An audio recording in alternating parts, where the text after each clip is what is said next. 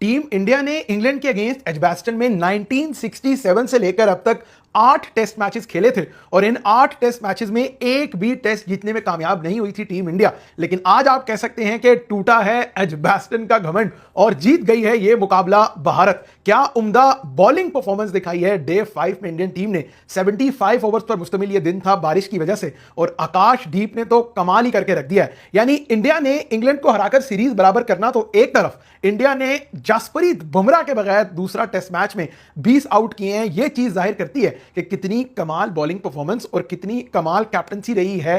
Team India के नए superstar Shubman Gill की तरफ से। आज आखिरी रोज इंडिया को चाहिए थी 7 विकेटें और इंग्लैंड को लगभग 550 रन चाहिए थे and writing was pretty much on the wall. लेकिन एक खतरा बहुत बड़ा मौसम का था और दूसरा बड़ा खतरा जेमी स्मिथ, हैरी ब्रूक और बेन स्टोक्स थे। लेकिन जिस तरह इन तमाम तर खतरों पर काबू पाया आकाशदीप ने, जो उनका स्पेल था और जिस तरह वो नई गेंद से गेंद को घुमा रहे थे, भाई दिल खुश हो गया देख के। गुज़िश्ता रात जिस तरह उन्होंने जो रूट को आउट किया, आज जिस तरह उन्होंने जेमी स्मिथ को आउट किया, बाकी बैटर्स को प्रेशर में डाल के रखा, ये बहुत इंपॉर्टेंट चीज है कि आप प्रेशर में डाल के रखते हैं। ओवरऑल टेस्ट मैच में through out the 5 days team India की डोमिनेशन देखने को मिली है। सबसे पहले आपको तारीफ करनी होगी इस पूरे टेस्ट मैच में कोई लगभग 400 से ज्यादा रन करने वाले शुभमन गिल की। देखें, बतौर कप्तान आप अपने पहले ओवरसीज टूर पे जा रहे हैं और वो ओवरसीज टूर भी इंग्लैंड का है और आपकी टीम में 2 सीनियर प्लेयर्स, बल्कि 3 सीनियर प्लेयर्स, विराट कोहली, रोहित शर्मा, रविचंद्रन अश्विन, ये तीनों सीनियर प्लेयर्स आपके साथ नहीं है और आप एलियन कंडीशंस में खेलने जा रहे हैं। आपका अपना ही शायद दूसरा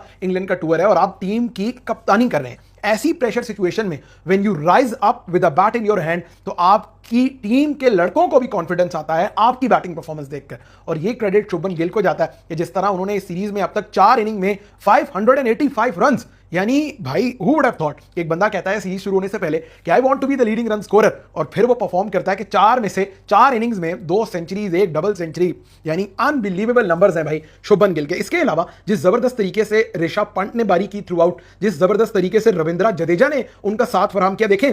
शुभमन गिल को अगर टेस्ट सीरीज जीतनी है ना इंग्लैंड में तो उनको सीनियर प्रोज की हेल्प चाहिए होगी। वो नहीं, ठीक है, जायसवाल जब रन करेंगे, जब करुण नायर करेंगे, लेकिन उन्हें हेल्प चाहिए है ऋषभ पंत की, उन्हें हेल्प चाहिए जडेजा की, उन्हें जसप्रीत बुमराह की, मोहम्मद सिराज की। और जब आपने देखा कि इंडिया ने इस टेस्ट मैच में डोमिनेट किया, वो सीनियर प्लेयर्स की वजह से किया, चाहे वो शुभमन हो, चाहे वो ऋषभ पंत हो, चाहे वो जडेजा हो, चाहे वो मोहम्मद सिराज हो और फिर आखिरी दिन या कल रात जिस तरह आकाशदीप ने डोमिनेट किया। तो overall Indian cricket fans obviously बहुत बड़ा सेटबैक था, लीड्स में 5-7 सेंचुरियां करके हार गए, लेकिन अब जिस तरह इंडिया ने कमबैक किया और obviously going into the Lord's 2 तरह से ये टेस्ट मैच बहुत इंपॉर्टेंट था। Number 1, you are playing without Jasprit Bumrah, number 2, you had a fairly young team और आप अपने से कदावर ओपोनेंट के अगेंस्ट कंपीट कर रहे थे। बट अब सीरीज बराबर करने के बाद going into the 3rd test Lord's में इंडिया के पास एक फायदा, एक बड़ी स्ट्रेट अप तब्दीली जो हमें नजर आ रही है वो यही है कि कृष्णा की जगह जसप्रीत बुमराह खेलेंगे। बाकी मोर और लेस इंडिया सेम बैटिंग के साथ जाएगा with Karun Nair batting at number 3 और उसके बाद फिर आप ऋषभ पंत और बाकी जडेजा को देखेंगे।